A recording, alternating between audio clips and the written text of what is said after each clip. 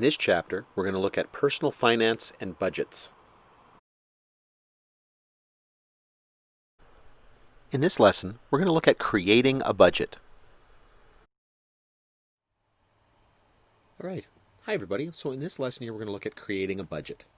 Okay. Now, this is kind of a personal thing to do, but there are some general ideas that can help make things a little bit easier here. So let's take a quick look at this. So how do I make a budget? First of all, four-step process. We're going to figure out what your income is totally, add up your expenses, and then we're going to set income minus expenses to zero. Okay. Now, just so that you know here, if normally there would be like a positive there, then part of our expenses here, what we're going to do here is save it. Okay, so we're going to include in those expenses there's some places where we're saving our money. Okay, and then we're going to track the results and adjust and repeat. We're hoping that income minus expenses is not negative, because then we've got a problem that we're going to have to adjust there. So here we go. Step one. Add up your income. So whether you're getting paid regularly as a salary or you've got an irregular income, and in fact, sometimes if you've got an irregular income, it's even more important to have a budget to work with here.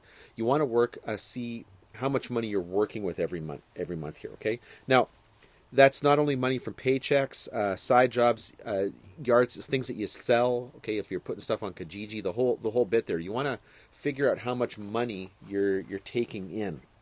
So sometimes you got your variable income, and we know that that's an issue for a lot of people. So having a stable monthly salary is easier to budget with. But it's almost like if you've got this intermittent one or variable one, it might even be more important, though, to have a budget that you're working with so you can kind of control your expenses here. So like it says, your budgeting is particularly important if you don't know what number you're going to see on your next paycheck.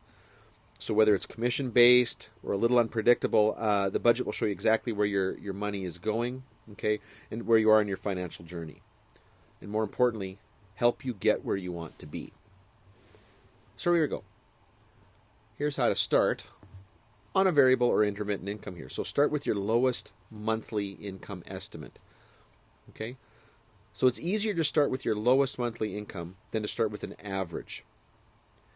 And the reason for that is because if you budget with your smallest income amount, then there's always the possibility of going up, of having more money than you have allocated or accounted for in your budget.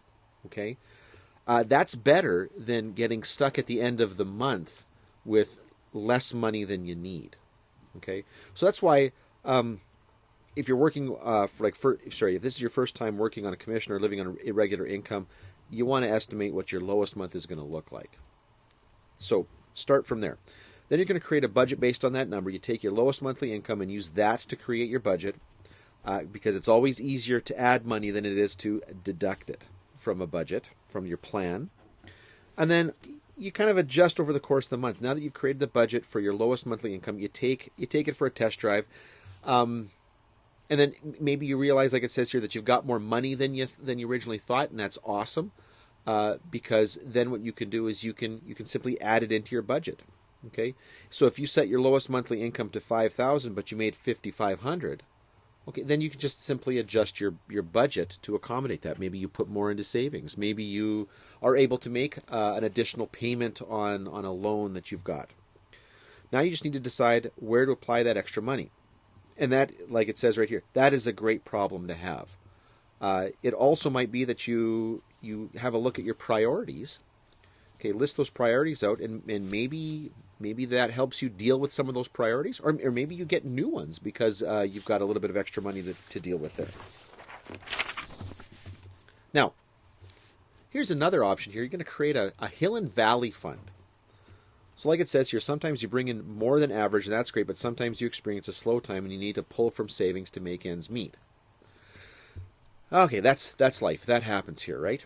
So the hill and valley fund prevents you from dipping into your emergency fund when your paycheck is smaller than you thought it would be. Okay, so it's good to have an emergency fund, okay, that just in case fund, But the Hill and Valley Fund here is something a little bit different. It's just to help stabilize your income on a monthly basis. So it helps you pay the bills and keep food on the table when your monthly income is less than your monthly expenses. So remember the above examples where we talked about adjusting your income for the better when you have a good month? So yeah, if you've got a little bit of fluctuation in there, sometimes when that money comes in, that extra money that you weren't expecting, maybe you pull it in that Hill and Valley Fund. Okay, so essentially what this is doing here is, let's say your money goes up, money comes down, money goes up, money comes down. So what we're trying to do here is we're cutting that off the top and putting it down there to fill that up when we need it. And then when it's over, we cut that off the top, put it here to fill it out. That's what we mean by that. So that ultimately what we've got is this kind of stable income coming in. Now, over time, the Hill and Valley Fund is going to grow like the emergency fund, and it may be tempting to just skip it. Okay, because hey, the money's already in there. But it's a better practice, it's a better habit to just keep dealing with that when the money comes in, that extra money comes in, to keep putting it in there, and it gives you, like it says here, this buffer for those times you have hard months. Okay? Just recently, I think everybody's well aware, we're experiencing some hard times. Okay? Would be nice to have some money set aside to help people through these really hard times. So step number 2, add up your expenses. Okay, now here's the really eye-opening part here. So we want to identify those regular monthly expenses, those things that we know are going to come up all the time. So start by covering your fixed expenses like your mortgage or your rent. You gotta pay for those places where you live. Utilities and your other bills. Then your essentials like food and transportation and clothing, right? We need all of that. And then if you're not sure what you spend on your fixed and essential expenses, just check the last few bank statements. This is a great idea. You just go back over your expenses online. Now, most banks, you're going to have that electronic bank statement there. So you can do it from home. Go look at what you're spending your money on, and that will give you an idea every month of how much you're spending. Okay, and you can take an average and use that. And if you don't have a pile of regular expenses, and a lot of times students won't, that's fine. That's the time of life you're in. You start making savings categories then, which is a really good idea. So you start allocating a little bit of money to an emergency fund, a little bit of money to that college fund, right? Or you're going to want to get a car at some point, or a house. You start just allocating some money there. It's not even a bad idea, even as a student, to start thinking about retirement. And I know that seems like, oh my gosh, it's so far away. But you start saving for your retirement when you're really young, then you don't have to be saving for all that many years. And you don't even have to save all that much per month to retire with a substantial amount of money. Okay, so some essential skills to look at here. So a mathematical average of a data set is found by adding all the numbers and then dividing by the number of numbers. So, and you should be familiar with this. I mean, this is how we calculate your marks, right? So Jimmy got the following marks on his tests. Okay, and we're just going to add those all up and divide by 5, the number of tests, and we get an average of 63%. So calculating the average monthly expense is done in exactly the same manner. We add up all those numbers and then divide by the total number to get this average monthly expense. So what I'm saying here, sorry, I should have said it more like this. We add up the expenses like month by month by month, and then divide by the number of months there that we're looking back over, and that gives us roughly what we're going to be spending per month. Then we want to start to create maybe a conservative budget. And what we mean by a conservative budget is that you're planning your budget, you slightly underestimate your income, and overestimate your expenses. So by doing that, then what you do is you're creating this, what we call a little bit of wiggle room here. If you underestimate your income, then you're expecting to actually have a bit more. And if you overestimate your expenses, then you're expecting to spend a little bit less. So there should be extra money there available, just in case. So now a better alternative is to create that Hill and Valley Fund. Okay, particularly if you've got a fluctuating income, But to do that, you need to save some money and put it into and creating a conservative budget is an excellent way to start that. So if you work with a conservative budget, okay, that is going to give you a starting point to build that Hill and Valley Fund. Anyway, that's a whole lot of talk here. Let's take a quick look at an example.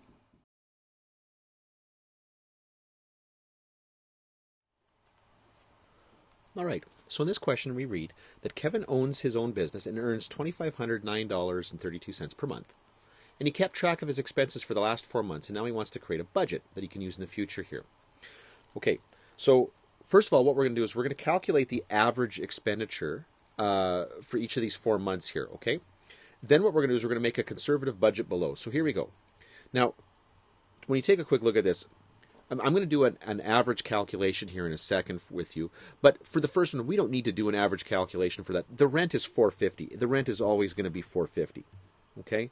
Now, for the utilities, though, okay, now with the utilities, we can do an average calculation because they are changing month by month here. So I'm going to put parentheses here, 150 plus 125 plus 125 plus 155. And I'm going to divide that by 4. And we're going to get here that the average is 138.75. Okay? And that's how I'm going to do it. That's how we're going to calculate the average here. Now, I've already done that, okay, for all of these categories here. So let's go through here. The car payments here, well, they're always 175, so it's going to be 175. The loan payments are fixed, so that's also going to be 115. So I didn't really have to do that. Now, groceries. Groceries are going to fluctuate. Okay, so we notice that there's a couple months that are higher, a couple months that are lower. Okay, there's a low one here. But on average for groceries, he's paying $252.50. For entertainment, $75, $85. Whoa, and then it jumped up here. There was a party that happened here, something big.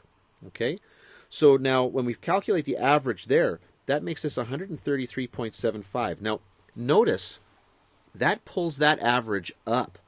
For the most part, 3 of the 4 months are well below that. It's this one right here that pulls it way up. So that's something to consider. With gas, okay, add those all up. And again, I had one low one, but then we had a few higher ones here. The average here is going to be $132.50. Clothing, bought no clothing on that first month, but then had to buy a bunch. And then it's a little bit less as we go on. So $101.25 is an average. Restaurant, when we go out, we add those up and divide. The restaurant is going to be, oops, you know what? I have the restaurant calculation over there, but it's clearly wrong here. So I'm going to adjust this again. So I don't think I divided by 4 when I did it. So 50 plus 125 plus 90 plus 120 divide by 4. Yeah, okay. My calculation was off there. That's supposed to be $96.25. So I'm going to adjust this over here and make that. Okay. Then my car insurance. Notice what happened with my car insurance. 115. Something happened, and now it's 125. Now, my average here is going to be 120. We're going to talk about that when we deal with our conservative budget here. And then for the miscellaneous expenses, I add those up and divide, and I get a nice 100 there. Okay? So these are the average values. Now, we're going to go down here and we're going to create a budget, a conservative budget for Kevin here. So, looking at the expenses, okay, looking at our expenses here for our rent. Well, our rent never changed. So the rent was going to be $450. And actually, there's a few things that didn't change here. The rent didn't change. The car payment didn't change. And the loan payment didn't change. So I can put those in there and argue that I don't really need to be conservative with that. I don't want to be terribly conservative. I'm going to be just a little bit conservative, and I already know that those are fixed here. Now, my utilities ended up being $138.75. Okay, well, let's just round that up to $140. Okay? We'll just round that up to $140. Now, sometimes it's going to be more than that. Sometimes it's going to be less than that. But on average, it's a little bit less than that. So I'm being a little conservative with groceries. Groceries, what was I paying here? Groceries, I was paying $252 and 50 cents here. Let's round that up to 260. Entertainment, okay. Entertainment was the one that had that oddly expensive month here. Now it did adjust our budget up. Let's round that up to 140. Now, most times 140 is going to be way above what we spend, but that's okay because if we save money, then we're going to have money set aside for those special times when, yeah, we are going to have a little bit more of a party there. So put 140 there. Gas rounded to be about $132.50. So I'm going to round that up to 140, just like this one. Clothing. If you remember there, clothing, we were spending $101.25. Let's round that up to 110, I should say, round up to 110. The restaurants, I had messed that up. Okay, I had messed that up there. So what I should have got there was $96.75 here, or sorry, 25 cents. Let's round that up to 100 as well.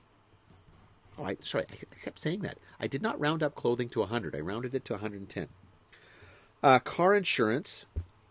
Now with this one here, 115, 125, 125. You know what? Let's just assume that it's going to stay 125 from this point on. And then my miscellaneous here was 100. I feel fairly good just calling that 100. So if we add up our expenses here, total, we're going to get $18.55. Now, our total income here was $25.09.32. Well, I like that because what that means then, I can go to my calculator here. Let's make sure we can see those numbers. I've got 2509.32, and I'm going to subtract the 1855. That means, we've got a surplus of $654.32. Extra money in the month that could possibly be put to savings, or what we could do is we could start to maybe bulk up where we're putting money here. Maybe we got a plan, and we're going to allocate it more to entertainment, something big's coming, or maybe we can add some new categories. Okay, something else can be added. Maybe we're going to, instead of renting, we're going to buy a house. And change that $450 to add some money to that, turn that into a mortgage. Anyway, there's options when you've got that extra money coming in. Okay, now here's another important thing that we need to be able to do here is adjusting income and expense amounts here. So sometimes expenses are charged in time periods that do not match your budget time period. Okay, so for example, it is most common to make a monthly budget, but you may incur an expense bi-monthly.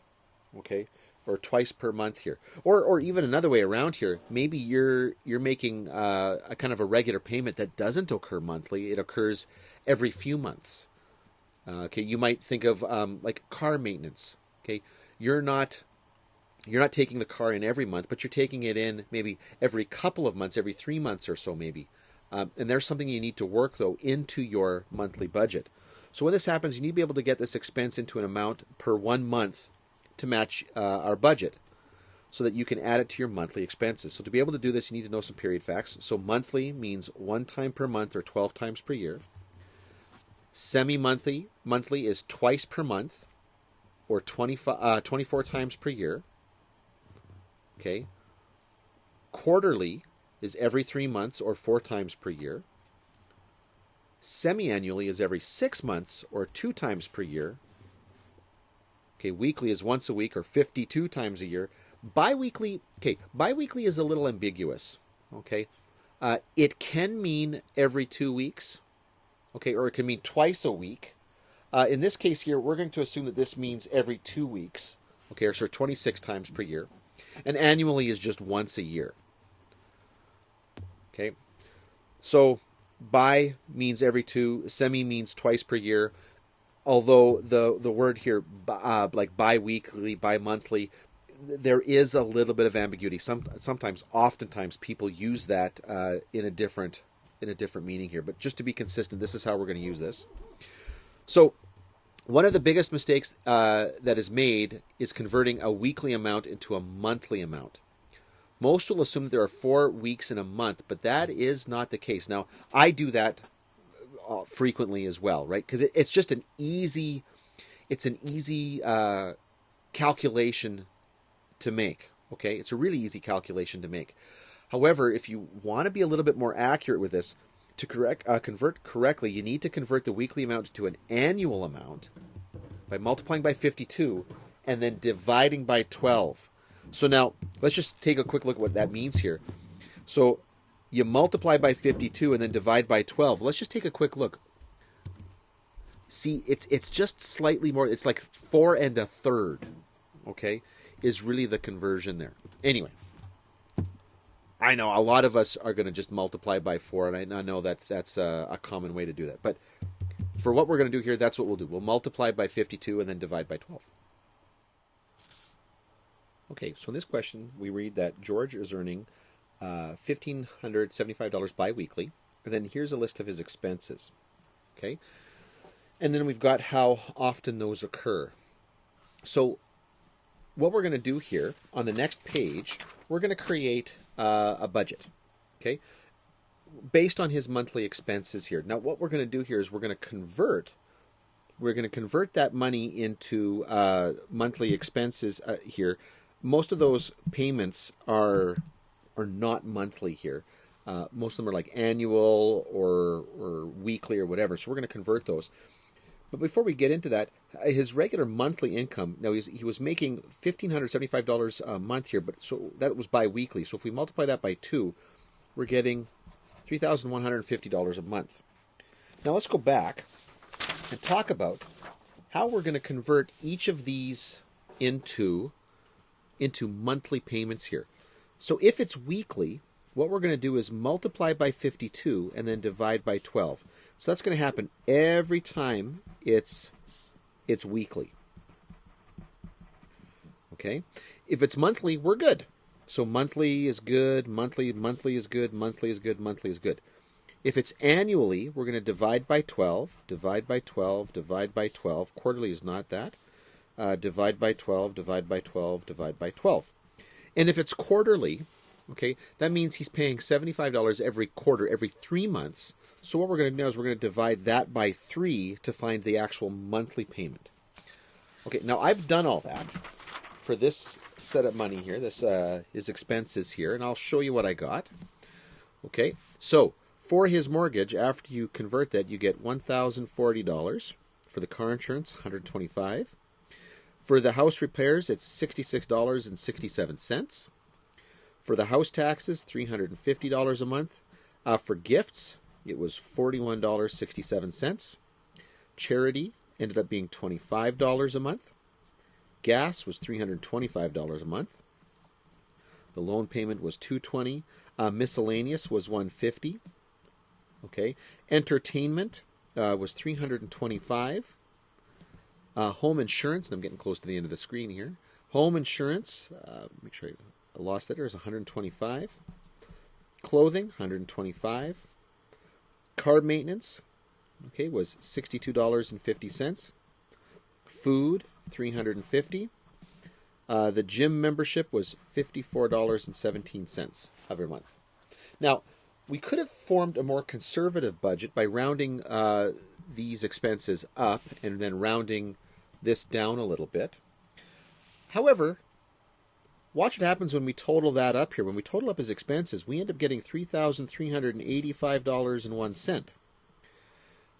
Now, his total income is only $3,150, meaning that we have got a deficit of $235.01. And what the deficit is here is it's the difference between those two. Okay? If I take the total income and subtract the total expenses, we're down $235.01. So, how much money can George save in a year using your budget? Well, using this budget, none. Okay, none. What percentage of his income can he save using your budget here? Well, he's not saving any, okay, because with our budget here, he's running a deficit. Now, if George wanted to begin to save more money, what are 3 things he could do here? Okay, well, let's take a quick look up here. Where is he spending a lot here? Now, with the mortgage, okay, you're kind of stuck.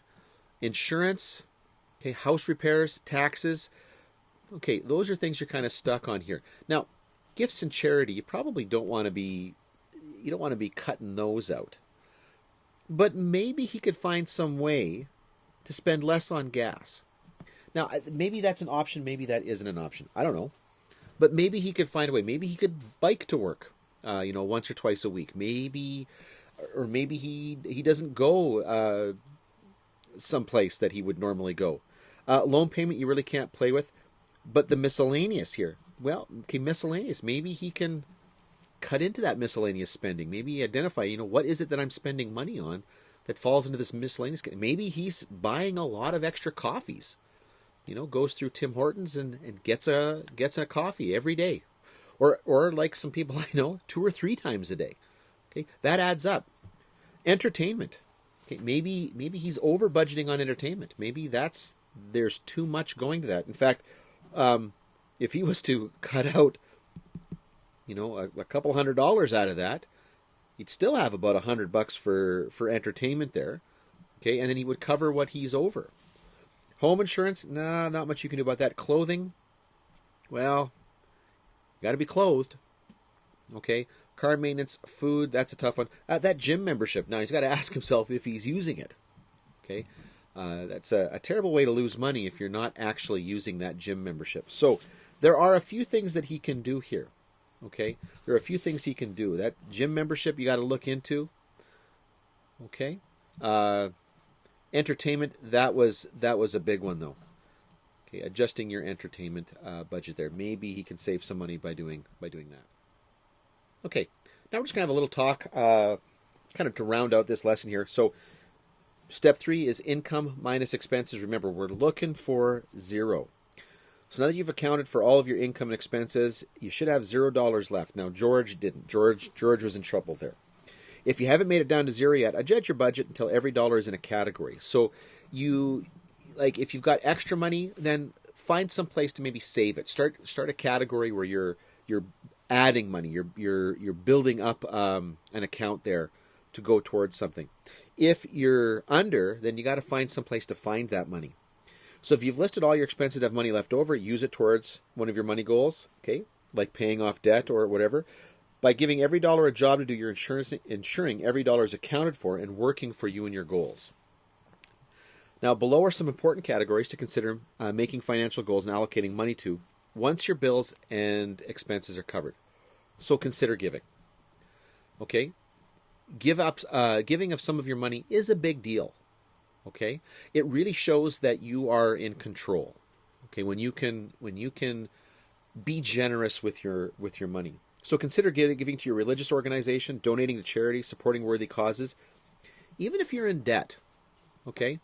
Even if you're in debt, it does give you that sense of control, as long as you're managing your debt there. Okay? And the question is why? Because generosity shifts our focus on our problems and our financial shortcomings. When you share your income, you appreciate it more. Contentment doesn't come when we have enough. It comes when we see that what we have is enough. And when you give, everyone wins here. So a recommended guideline is to give about 10% of your income. Okay, and you'll hear that in a lot of different places, not just in this video here. You'll hear that frequently. Saving for emergencies. Saving money should be a key part of your budget each month. You need to pay yourself before you send all your money right back out the door. Okay? It's so frustrating to work really hard and then still have nothing to show for it. That's why it's important to have an emergency fund. When you have that emergency fund, you don't need to rely on your credit cards. You don't need to rely on loans or financing things when something, like it says here, something unexpected comes up. Like, I don't know, like let's say your fridge breaks and you've got to buy a refrigerator, right? Just stuff like that, because life happens. So the money can help cover okay, like it says here, sudden pet bills or that water heater malfunctions. Okay, it's recommended to starting with a beginner emergency fund of $1,000.